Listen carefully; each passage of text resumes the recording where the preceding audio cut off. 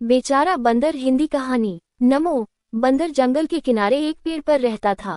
जंगल के उस पार एक गांव था जहां वह अक्सर जाया करता था।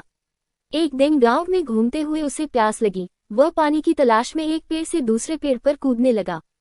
अंत में उसने एक दुकान देखी जहां एक कोने में रखे कूड़ेदान के पास कुछ आधी अधूरी बोतलें बिखरी पड़ी थीं। शराब की बोतलों को पानी की बोतलें समझकर रामू ने उन्हें पी लिया। पानी का स्वाद उसे कुछ अलग सा लगा, लेकिन फिर भी उसकी प्यास थोड़ी बुझ गई। वह घर लौटने लगा, लेकिन जैसे ही जंगल के बीच पहुंचा, शराब उसके सिर चढ़ गई। नशा चढ़ते ही वह अपने होश खो बैठा और अपने आप को एक राजा की तरह मानने लगा। तभी उसे एक हाथी मिला।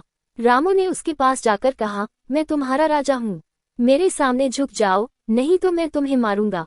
अरे ओ हाथी, सुन मेरी बात, जाता कहाँ है? राजा की सेवा कर। मूर्ख, तुझे मालूम नहीं हम तुझे दंड दे सकते हैं। लेकिन हाथी ने उसकी धमकी पर ध्यान नहीं दिया और वह उसकी बात सुन रहा था। रामू बंदर अब भी उसे धमकियां देने से बाज नहीं आ रहा था।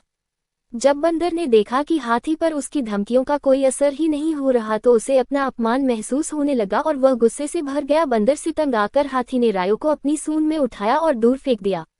रामू दूर कहीं झाड़ियों में जाकर गिरा। कुछ घंटों के लिए वह बेहोश हो गया।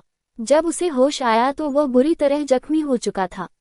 बहुत कोशिश करने के बाद भी उसे याद नहीं आ रहा था कि उसे ये चोटें कैसे लगी।